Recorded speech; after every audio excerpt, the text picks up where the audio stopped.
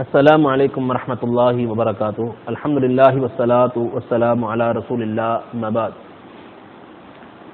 اعوذ باللہ من الشیطان الرجیم. بسم اللہ الرحمن الرحیم. الشہر الحرام بالشہر الحرام والحرمات قصاص فمن اعتدى علیکم فاعتدوا علیہ بمثل ما اعتدى علیکم واتقوا اللہ واعلموا ان اللہ مع المتقین.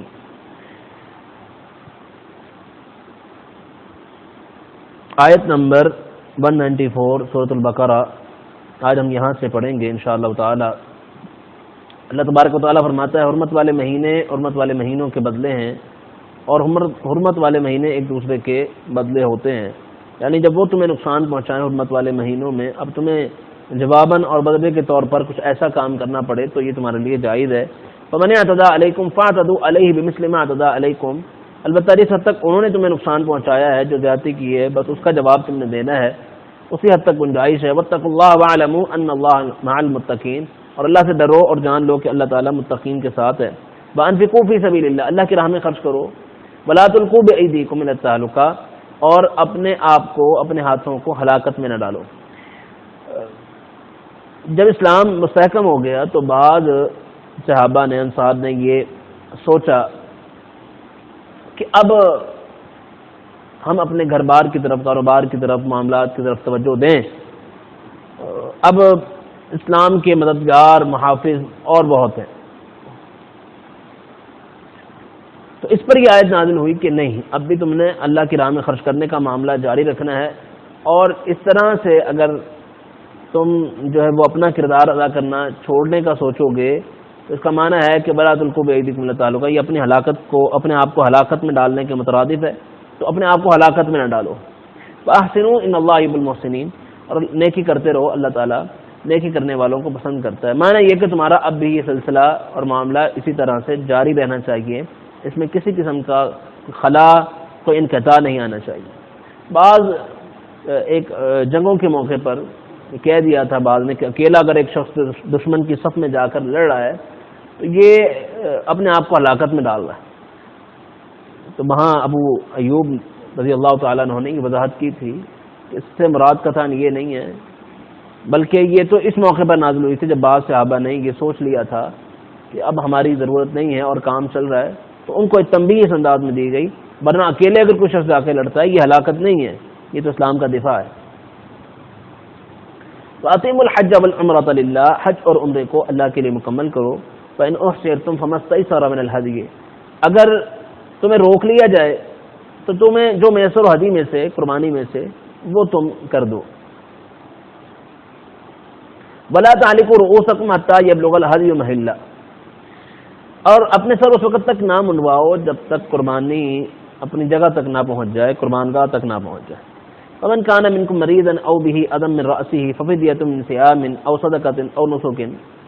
تم میں سے جو مریض ہے یا اس کے سر میں کوئی تکلیف ہے، جیسا کہ صحابی کے سر میں جوئیں وغیرہ تھیں، تو وہ کیا کرے؟ ففدية من صيام او صدقة او نسك. تو وہ بدلے میں جو ہے وہ فدیہ دے دے یا روزہ رکھ لے یا قربانی دے دے. فمن تمتع بالعمرة الى الحج فما استيسر من الهدي.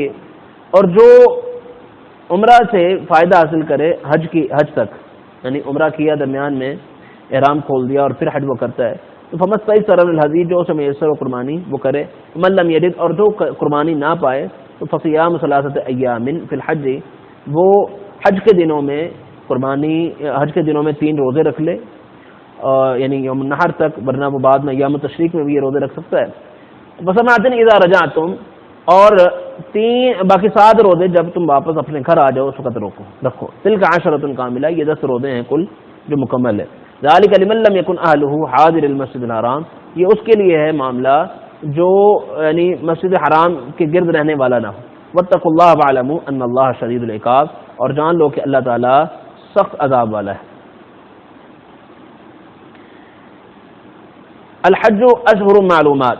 فمن فرض فيهن الحج فلا رفث ولا فسوق ولا جدال في الحج وما تفعلوا من خير يعلمه الله وتزودوا فإن خير الزاد التقوى واتقون يا أولي الألباب. حج کے مہینے معلوم ہیں. فمن فرض فيهن الحج. تو جو شخص ان مہینوں میں اپنے اوپر حج لازم کر لے، فلا رفث ولا فسوق. بس اس کے لیے بیوی سے میل ملاپ گناہ کا معاملہ جائز نہیں ہے، اور نہ ہی جنگ و قتال حج کے دنوں میں جائز ہے۔ وما تفعلوا من خیر یعلمہ اللہ، اور تم جو بھی نیکی کرتے ہو اللہ تعالیٰ اس سے واقف ہے، جانتا ہے۔ وتزودوا فإن خیر الزاد التقوی، اور جب حج کے لیے نکلو تو زاد راہ لے لیا کرو، اور بہترین زاد راہ تقوی کا زاد راہ ہے۔ واتقون یا اولی الالباب، اور خاص مجھ ہی سے ڈرو اے عقل والو۔ حج کے جو مہینے ہیں یہ شوال، ذوالقعدہ اور ذوالحج کے پہلے 10 دن ہیں، یعنی مطلب یہ ہے کہ عمرہ تو یعنی سال میں ہر وقت جائز ہے، لیکن حج صرف مخصوص دنوں میں ہوتا ہے، جو جس کو یہ نام دیا گیا کہ یہ حج کے مہینے۔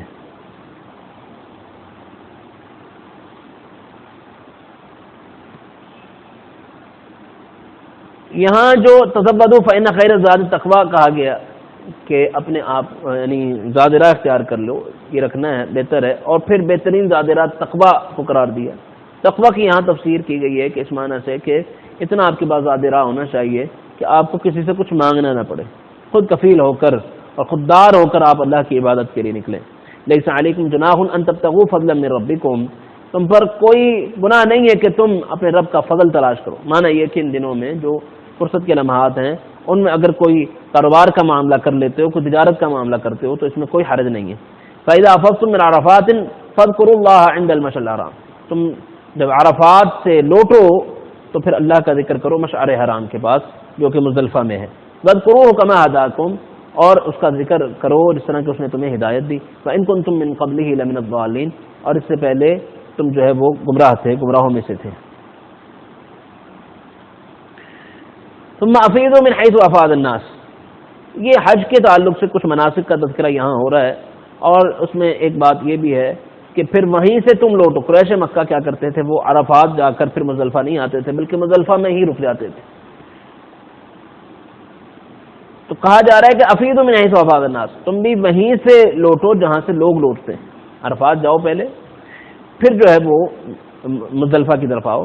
واستغفر اللہ، اور اللہ سے بخشش مانگو، ان اللہ غفور رحیم، بے شک اللہ تعالیٰ بخشنے والا رحم کرنے والا ہے۔ فَإِذَا قَضَيْتُم مَّنَاسِكَكُمْ فَاذْكُرُوا اللَّهَ كَذِكْرِكُمْ آبَاءَكُمْ أَوْ أَشَدَّ ذِكْرًا وَمِنَ النَّاسِ مَن يَقُولُ رَبَّنَا آتِنَا فِي الدُّنْيَا وَمَا لَهُ فِي الْآخِرَةِ مِنْ خَلَاقٍ، پس جب تم اپنی حج کے مناسک مکمل کر لو تو اللہ کا ذکر کرو جس طرح تم اپنے آباء و اجداد کا ذکر کرتے ہو، یا اس سے بھی زیادہ ذکر کرنا چاہتے۔ یہ تمثیل معنی یہ نہیں کہ صرف اتنا ذکر کرنا، بلکہ ایک توجہ دلانا ہے کہ جس طرح اپنے آباء و اجداد کے ساتھ تعلق رکھتے ہو تو اللہ اس سے زیادہ کہیں زیادہ حقدار ہے کہ اللہ کا جو ہے وہ ذکر کیا جائے۔ فَمِنَ النَّاسِ مَن يَقُولُ رَبَّنَا آتِنَا فِي الدُّنْيَا وَمَا لَهُ فِي الْآخِرَةِ مِنْ خَلَاقٍ، اور وہ لوگ جو دنیا تو مانگتے ہیں اللہ سے، آخرت نہیں مانگتے، تو ایسے لوگوں کے لیے پھر آخرت میں کوئی حصہ نہیں ہے۔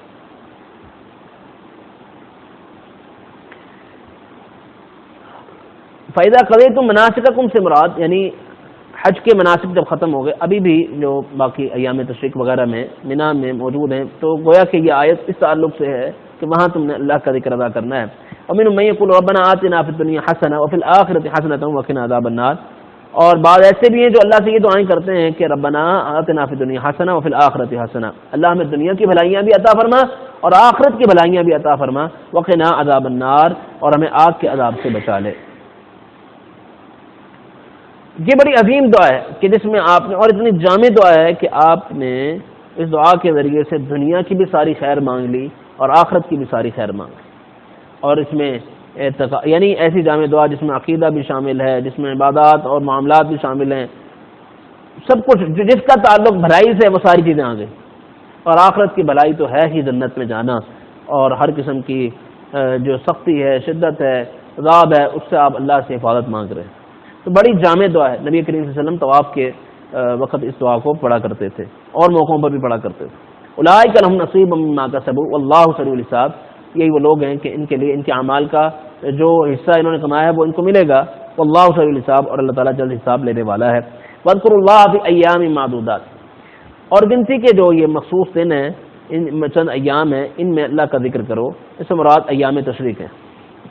ومن تعجل فی یومین فلا اثم علیہ، مینا میں جو قیام ہے، لہذا جو 2 دنوں کی جلدی کرے گا اور اس کے بعد جو ہے وہ لوٹ آتا ہے تو اس پر کوئی گناہ نہیں۔ ومن تأخر فلا اثم علیہ، اور جو تاخیر کرتا ہے یعنی 3 دن پورے ماہ پر قیام کرتا ہے تو اس پر کوئی گناہ نہیں ہے. لمن اتقا، اس کے لیے جو تقوی اختیار کرتا ہے. واتقوا اللہ واعلموا انکم الیہ تحشرون، اللہ سے ڈرو اور جان لو کہ تمہیں اسی کی طرف لوٹ کر جانا ہے، اسی کی طرف اکٹھے ہونا ہے. ومن الناس من يعجبك قوله في الحیات الدنیا ويشهد الله على ما في قلبه وهو ألد الخصام. اور لوگوں میں سے بعض ایسے ہیں کہ جن کی بات آپ کو دنیا میں بڑی ایک خوش کر دیتی ہے. ويشهد الله على ما في قلبه، اور جو کچھ ان کے دل میں اس کے بارے میں وہ اللہ کو گواہ بناتے ہیں، یعنی جھوٹی قسمیں کھا کر تسلیاں دلاتے ہیں. ہر حقیقت کیا ہے ان کی؟ وہ ألد الخصام، وہ سخت قسم کے جھگڑالو قسم کے لوگ ہیں. تو پتہ یہ چلا، اس سے مراد بعد نے کہا کہ وہ اخنس بن شریک ہے جو بڑا فسادی قسم کا آدمی تھا، لیکن زبان ایسی کہ جس کا تذکرہ قرآن کہہ رہا ہے کہ یعجبک قولہ فی الحیات الدنیا، باتیں ایسی کہ سامنے والا شخص مطمئن ہو جائے. اور خوب قسمیں کھانا جو ایک منافق کا طرز عمل ہوتا ہے، بعض ضعیف روایات کی بنیاد پر کہا گیا کہ اس سے مراد وہ ہے. لیکن چونکہ آیت میں عموم ہے، لہذا ہر وہ شخص جس کا مزاج ایسا ہو، جس کا طرز عمل ایسا ہو کہ وہ زبان اس کی کچھ کہتی ہو، دل اس کا کچھ کہتا ہو، اور فسادی قسم کا شخص ہو اور لوگوں کو پریشان کرنے والا ہو، ایسا شخص جو ہے وہ اس کی مذمت میں یہ آیات ہے. وَإِذَا تَوَلَّى سَعَىٰ فِي الْأَرْضِ لِيُفْسِدَ فِيهَا وَيُهْلِكَ الْحَرْثَ وَالنَّسْلَ وَاللَّهُ لَا يُحِبُّ الْفَسَادَ. اور جب وہ لوٹ کر جاتا ہے زمین میں تو کوشش کرتا ہے کہ اس میں فساد برپا کرے اور کھیتیوں کو نقصان پہنچائے، ہلاک کر کے رکھ دے، اولادوں کو، نسلوں کو نقصان پہنچائے. وَاللَّهُ لَا يُحِبُّ الْفَسَادَ، اور اللہ تعالیٰ فساد کو پسند نہیں کرتا. وَإِذَا قِيلَ لَهُ اتَّقِ اللَّهَ أَخَذَتْهُ الْعِزَّةُ بِالْإِثْمِ فَحَسْبُهُ جَهَنَّمُ وَلَبِئْسَ الْمِهَادُ. اور جب اسے کہا جاتا ہے اللہ سے ڈر جاؤ تو اس کو اس کی عزت پکڑ لیتی گناہ کے ساتھ. تکبر اور تعصب میں آ کر جو ہے وہ اپنے شان نہیں سمجھتا کہ اسے کوئی نصیحت کرے. فَحَسْبُهُ جَهَنَّمُ وَلَبِئْسَ الْمِهَادُ، اس کے لیے جہنم کافی ہے، یہی اس کا ٹھکانہ ہے اور یہ بہت برا ٹھکانہ ہے. وَمِنَ النَّاسِ مَن يَشْرِي، اور اس کے مقابلے میں اللہ تبارک و تعالیٰ نے صہیب رومی جیسے افراد کا تذکرہ کیا کہ ایسے ہیں یہ لوگ، یعنی جب دین انہوں نے قبول کیا تو ساری چیزوں کی قربانی دی، ان سے سب کچھ چھین لیا گیا، اہل و عیال نے سب کچھ چھینا اور یہ سب کچھ قربان کر کے اللہ کے رسول علیہ الصلوۃ والسلام کے دین کی طرف بڑھے. تو اللہ تبارک و تعالیٰ ایسے لوگوں کا تذکرہ فرما رہا ہے. وَمِنَ النَّاسِ مَن يَشْرِي نَفْسَهُ ابْتِغَاءَ مَرْضَاتِ اللَّهِ، لوگوں میں سے بعض ایسے لوگ بھی ہیں کہ جنہوں نے گویا کہ اپنے آپ کو بیچ ڈالا. کس چیز کے لیے؟ اللہ کی رضامندی کو حاصل کرنے کی. ان کی جانوں کی قیمت اللہ کی رضامندی. سبحان اللہ العظیم، واللہ رؤوف بالعباد، اور اللہ تعالیٰ اپنے بندوں سے بہت پیار کرنے والا ہے. یا ایھا الذین آمنوا ادخلوا فی السلم کافہ، یہ لوگوں جو ایمان لائے ہو اسلام میں پورے کے پورے داخل ہو جاؤ. ولا تتبعوا خطوات الشیطان، اور شیطان کے قدموں کے پیچھے نہ چلو. انہ لکم عدو مبین، بے شک وہ تمہارا کھلا دشمن. تو اسلام صرف نام حاصل کرنے کا نام نہیں ہے کہ نام نہاد مسلمان بن جاؤ، بلکہ اسلام ایک جامع دین ہے. اس میں پوری معاشرت کے احکام موجود ہیں، اصول و ضوابط موجود ہیں، اور اس کا تقاضا بھی ہم سے یہی ہے کہ جب اس میں سارے اصول موجود ہیں اور ساری تفصیلات موجود ہیں، پوری معاشرت کے حوالے سے رہنمائی موجود ہے، تو آپ کو بھی پورا مسلمان بننے کا حکم دیا جا رہا ہے. یہ نہیں کہ ادھورا مسلمان، کہ آپ کا عقیدہ کچھ اور ہو، اخلاقیات کہیں اور سے لے لیں، آپ جو ہے معاملات کے اصول کہیں اور سے لے لیں، معیشت کے اصول کہیں اور سے لے لیں. نہیں، ایک جامع دین ہے جو آپ کو مکمل رہنمائی فراہم کرتا ہے زندگانی کے حوالے سے. تو پوری زندگانی کو آپ نے اسی اسلام کے تابع کرنا ہے، مکمل طور پر جو ہے اسلام کو قبول کرنا ہے. جو ہے دو رنگا یا سہ رنگا مسلمان نہیں کہ کچھ وہاں سے لے لی چیزیں، کچھ وہاں سے لے لی. یہ جو چوچو کا مربع، اس کا نام جو لوگ اسلام رکھتے تھے، اسلام اس کا نام نہیں. فَإِن زَلَلْتُم مِّن بَعْدِ مَا جَاءَتْكُمُ الْبَيِّنَاتُ فَاعْلَمُوا أَنَّ اللَّهَ عَزِيزٌ حَكِيمٌ. اور اگر تم دلیل آنے کے بعد بھی پھسل جاؤ، قرآن کریم سب سے بڑی دلیل ہے، یہ بھائی آ گئی ہے، اسلام تمہارے پاس آ گیا ہے، اب تم پھسل جاؤ اور پھر بھی دنیاوی معاملات میں جو ہے اسلام کو چھوڑ کر کسی اور کو ترجیح دو، اور بہکنا پھسلنا کیا ہے کہ شیطان کی راہ پر چل پڑے ہو. فَاعْلَمُوا أَنَّ اللَّهَ عَزِيزٌ حَكِيمٌ، جان لو کہ اللہ تعالیٰ غالب ہے، حکمت والا ہے. هَلْ يَنظُرُونَ إِلَّا أَن يَأْتِيَهُمُ اللَّهُ فِي ظُلَلٍ مِّنَ الْغَمَامِ وَالْمَلَائِكَةُ وَقُضِيَ الْأَمْرُ. اور وہ لوگ انتظار کس چیز کا کرتے ہیں کہ اللہ تعالیٰ جو ہے وہ بادلوں کے سائے میں آئے اور فرشتے بھی ساتھ ہوں اور معاملہ کر دیا جائے. اور یہ قیامت کی ایک علامات میں سے، اور قیامت کے جو امور ہیں، قیامت کے دن جو کچھ ہونا ہے، اس کے حصوں میں سے ایک حصہ ہے تو گویا کہ وہ قیامت کا انتظار کرتے ہیں. وَإِلَى اللَّهِ تُرْجَعُ الْأُمُورُ، اللہ کی طرف پھر سارے معاملات لوٹائے جائیں گے. یا تو ان کا باقاعدہ مطالبہ ہے کہ یہ ساری چیزیں ہوں عملاً قیامت سے پہلے، ہم ایمان لاتے ہیں، یا پھر گویا کہ ان کا مطالبہ ہے کہ دیکھی جائے گی قیامت کے دن کیا ہوگی، یہ آئے پھر وہ دن ہم دیکھ لیں گے. سل بنی اسرائیل کم آتیناہم من آیۃ بینہ ومن یبدل نعمت اللہ من بعد ما جاءتہ فإن اللہ شدید العقاب. آپ بنی اسرائیل سے پوچھیں کہ کم آتیناہم من آیۃ بینہ، کتنی نشانیاں ہم نے ان کو دیں. ومن یبدل نعمت اللہ من بعد ما جاءتہ فإن اللہ شدید العقاب، جو اللہ کی نعمت کو بدل دیتا ہے آ جانے کے بعد، بس بے شک اللہ تعالیٰ سخت عذاب والا ہے. تو لہذا ان کو اللہ تبارک و تعالیٰ نے بڑی نشانیوں سے نوازا جو ان کو ایمان اور یقین میں مزید بڑھانے کا ایک بہترین سبب تھی. کہیں ان کو اللہ تبارک و تعالیٰ فرعون سے نجات دے رہا ہے، قید سے نکالا ہے، اور جو ہے وہ سمندر پار لگا دیا ہے، اور اسی طرح پتھروں سے چشمے اللہ تبارک و تعالیٰ نے 12 چشمے جاری کر کے دکھائے ہیں، بادلوں کو سایہ نظر آ رہا ہے، منسلبہ نازل ہو رہا ہے. یہ ساری نشانیاں تھیں اللہ تبارک و تعالیٰ کی، اور جو صداقت کے لیے کافی تھیں. اور پھر اس کے بعد ان سے حماقتیں ہونا اور خلاف ایمان امور کی طرف ان کا میلان، یہ اس کی کوئی گنجائش موجود نہیں تھی، لیکن پھر بھی جو ہے یہ انہوں نے تحریفات بھی کی اور اللہ کے عذاب کے مستحق ٹھہرے. زُيِّنَ لِلَّذِينَ كَفَرُوا الْحَيَاةُ الدُّنْيَا وَيَسْخَرُونَ مِنَ الَّذِينَ آمَنُوا وَالَّذِينَ اتَّقَوْا فَوْقَهُمْ يَوْمَ الْقِيَامَةِ وَاللَّهُ يَرْزُقُ مَن يَشَاءُ بِغَيْرِ حساب. کافروں کے لیے دنیا کی زندگی کو مزین کر دیا گیا. وَيَسْخَرُونَ مِنَ الَّذِينَ آمَنُوا، اور وہ لوگ اہل ایمان کا مذاق اڑاتے ہیں. وَالَّذِينَ اتَّقَوْا فَوْقَهُمْ يَوْمَ الْقِيَامَةِ، حالانکہ جو اہل تقوی ہیں قیامت کے دن ان سے اوپر ہوں گے، اعلیٰ ہوں گے ان سے مقام میں، درجے میں، اور جنتوں کی رفتیں حاصل کر چکے ہوں گے. واللہ یرزق من یشاء بغیر حساب، اور اللہ تعالیٰ جسے چاہتا ہے بغیر حساب کے خوب رزق عطا فرماتا ہے.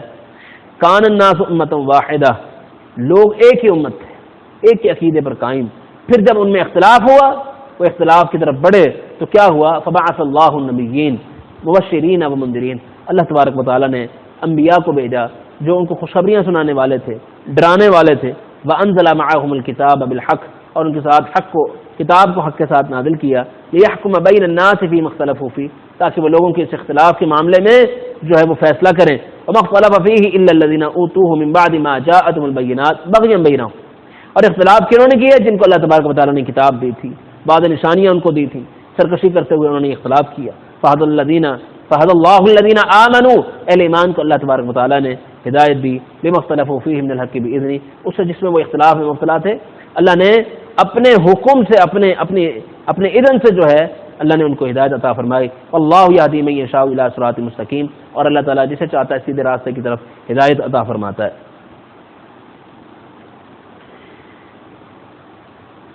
آگے اللہ تبارک و تعالیٰ فرماتا ہے ام حسبتم ان تدخلوا الجنہ ولما یاتکم مثل الذین خلوا من قبلکم، تم یہ سمجھتے ہو کہ تم جنت میں ایسے داخل ہو جاؤ گے؟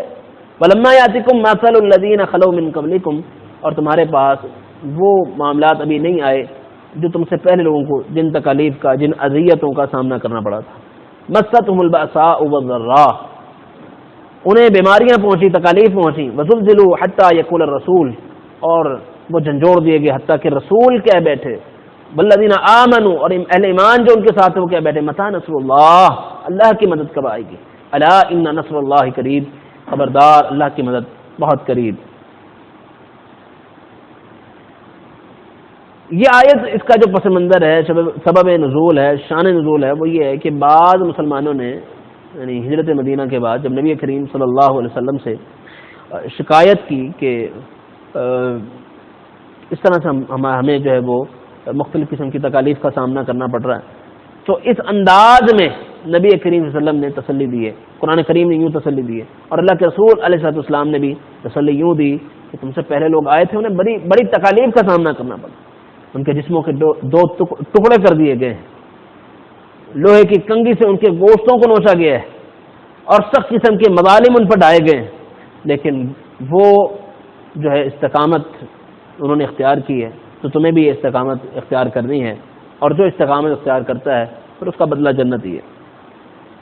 یسألونک ماذا ينفقون، یہ آپ سے پوچھتے ہیں صحابہ کرام کہ ہم کیا خرچ کریں، یعنی کہاں خرچ کرنا چاہیے، مصارف کیا ہیں. قل ما انفقتم من خیر، جو بھی تم خرچ کرتے ہو نا خیر میں سے، مال میں سے، فللوالدین، پس وہ خرچ کرنا ہے والدین کے لیے، اقربین والاقربین والیتامى والمساکین وابن السبیل، قریبی رشتہ داروں کے لیے، یتیموں کے لیے، مسکینوں کے لیے اور مسافروں کے لیے. وما تفعلوا من خیر فإن اللہ به علیم، تم جو بھی خیر کا کام کرتے ہو، بھلائی کا کام کرتے ہو، اللہ تعالیٰ اس کو جاننے والا ہے. کتب علیکم القتال وهو کرہ لکم، تم پر قتال فرض کر دیا گیا ہے، حالانکہ گو کہ وہ تمہیں جو ہے وہ ناپسند ہو. وعسى ان تکرہوا شیئا وهو خیر لکم، اور ایسا ہو سکتا ہے کہ تم کسی چیز کو اچھا نہ سمجھتے ہو، پسند نہ کرتے ہو، لیکن وہ تمہارے لیے بہتر ہو. وعسى ان تحبوا شیئا وهو شر لکم، اور ایسا ہو سکتا ہے تم کسی چیز کو اپنے لیے بہتر سمجھتے ہو، پسند کرتے ہو، اور وہ تمہارے لیے بہتر نہ ہو. واللہ یعلم وانتم لا تعلمون، اور اللہ تعالیٰ جانتا ہے تم نہیں جانتے. تو یہاں جہاد کا جو یہ حکم دیا گیا اس کو مثال کے ساتھ بھی سمجھایا گیا کہ لڑائی کسی کو پسند نہیں ہوتی، کیونکہ ایک مشکل کام ہے، مشقت والا کام ہے، گھر بیٹھے تو یہ کام نہیں ہوتا، نکلنا پڑتا ہے، لڑنا پڑتا ہے. البتہ ایسا ہو سکتا ہے کہ اس میں جو مشقت ہے تم اسے مشقت سمجھ رہے ہو، لیکن وہ آنے والے جو دن ہے اس کے لیے بڑی خیر کا سبب بن جائے. یسألونک عن الشہر الحرام قتال فیہ، یہ آپ سے حرمت والے مہینوں میں قتال کے بارے میں پوچھتے ہیں. قل کہہ دیجئے قتال فیہ کبیر وصد عن سبیل اللہ، کہ ان دنوں میں قتال یقیناً گناہ ہے، لیکن اللہ کے راہ سے روکنا، وکفر بہ، اور اللہ کے ساتھ کفر کرنا، والمسجد الحرام، مسجد حرام سے روکنا، واخراج اہلہ منہ، اور وہاں رہنے والوں کو ان سے نکالنا، اکبر عند اللہ، اللہ کے ہاں یہ زیادہ بڑے گناہ ہیں. والفتنۃ اکبر من القتل، اور فتنہ قتل سے زیادہ بڑا ہوتا ہے. ولا یزالون یقاتلونکم حتی یردوکم عن دینکم ان استطاعوا، اور یہ تم سے اسی طرح لڑتے رہیں گے حتیٰ کہ تمہیں تمہارے دین سے پھیر دیں اگر وہ طاقت رکھیں. اور یہ بات جان لو، ومن یرتد منکم عن دینہ، جو تم میں سے اپنے دین سے پھر گیا، فیمت، اور اس حال میں وہ مر گیا، وهو کافر، کہ وہ کافر تھا، اولئک حبطت اعمالهم فی الدنیا والآخرہ، اللہ ان کے جو ہے وہ سارے اعمال ضائع کر دے گا، دنیا میں بھی اور آخرت میں بھی. اولئک اصحاب النار هم فیہا خالدون، اور یہی لوگ ہیں جو جہنم میں رہیں گے، اس میں ہمیشہ رہیں گے. یہ جو سوال ہوا حرمت والے مہینوں کے بارے میں، دراصل اس کا ایک سبب یہ بنا تھا کہ حرمت والے مہینے جو رجب، ذوالقعدہ، ذوالحجہ، محرم ہیں، یہ 4 مہینے حرمت والے مہینے تھے. 12 مہینوں میں سے ان مہینوں کی جو حرمت ہے اور احترام ہے وہ زیادہ تھا. ان مہینوں میں جنگ و جدال، لڑائی قتال ممنوع سمجھا جاتا تھا دور جاہلیت میں بھی، اور اسلام نے بھی اسے برقرار رکھا. لیکن ایک جو ہے فوجی دستہ، ایک لشکر نبی کریم صلی اللہ علیہ وسلم نے بھیجا رجب کے مہینے میں، اور اس میں ایک کافر قتل ہو گیا، اور بعض کافر جو ہے وہ قیدی بن گئے. مسلمانوں کے علم میں یہ نہیں تھا کہ رجب شروع ہو گیا، وہ سمجھا کہ اس سے پچھلا مہینہ ہے. اس بنیاد پر کافروں نے مسلمانوں کو یہ طعنہ دیا کہ تم تو جب لڑتے ہو حرمت والے مہینوں کا بھی لحاظ نہیں رکھتے. تو جواباً اللہ کی طرف سے یہ آیت نازل ہوئی ہے کہ جناب یہ حرمت والے مہینوں کا جہاں تک معاملہ ہے، تم نے اس کی کبھی پاسداری رکھی ہی نہیں ہے، نہ حرمت والے مہینوں کی پاسداری کبھی رکھی ہے. تم نے حرمت والے مہینوں کو بدلا ہے، آگے پیچھے تک کیا ہے، اور اس کے ساتھ ساتھ پھر جو ہے مسجد حرام کی تم نے پاسداری نہیں رکھی، اس کی حرمت کا خیال نہ رکھا. اس کے ساتھ ساتھ اللہ کے گھروں سے تم نے لوگوں کو دور کیا ہے. یہ سارے اپنی اپنی ذات میں بڑے گناہ ہیں، اور ان گناہوں سے روکنے کے لیے، اس فتنے سے روکنے کے لیے جو اقدام کیا جا رہا ہے وہ فتنے سے روکنے والا اقدام ہے، اپنی ذات میں کوئی گناہ والا کام نہیں.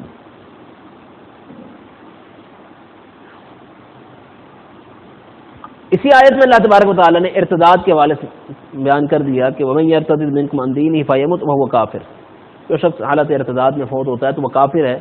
بلکہ بعض روایات میں یہ ہے کہ من بدل دینہ فاقتلوہ، جو اپنا دین بدل دے، ارتداد کر لے، ایسے مرتد کو قتل کر دیا جائے. یہ اس کی دنیاوی سزا ہے، اور آخرت میں اس کی یہ سزا بیان ہو چکی ہے کہ اولئک اصحاب النار هم فیہا خالدون.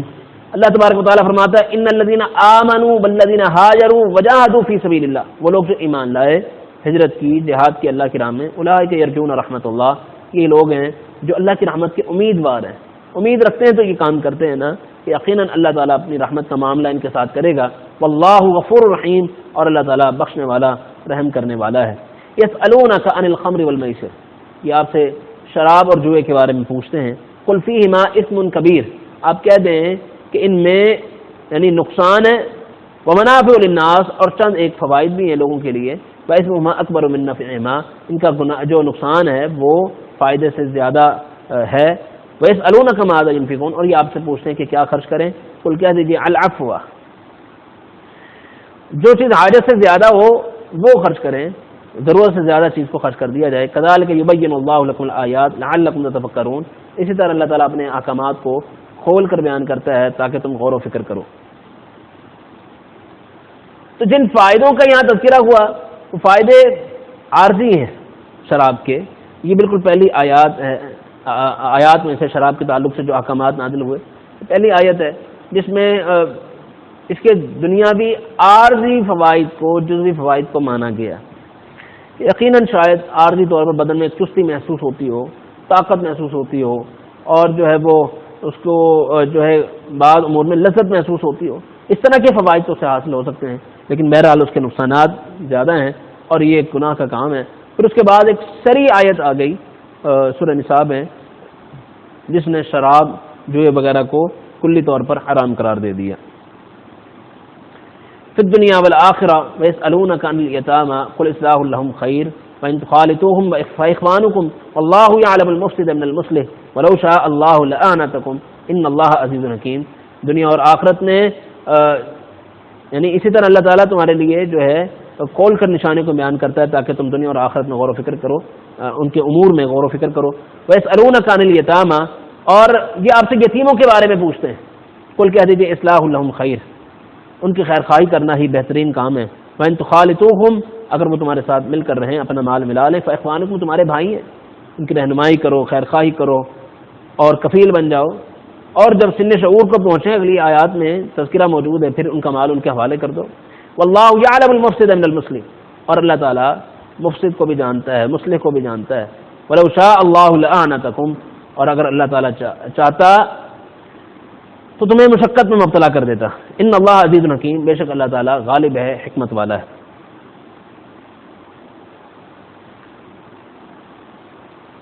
آگے جو آیات ہیں وہ مشرکین کے تعلق سے، نکاح کے تعلق سے ہیں کہ مشرک عورت سے نکاح کرنا، اس تعلق سے انشاءاللہ تعالی ہم اپنی اگلی کلاس میں گفتگو شروع کریں گے۔ آیت نمبر 219 پر ہم اختتام کر رہے ہیں، 220 پر، اس سے آگے انشاءاللہ تعالی ہم اگلی کلاس میں شروع کریں گے۔ سبحانک اللہم و بحمدک، اشہد ان لا الہ الا انت، استغفرک و اتوب الیک۔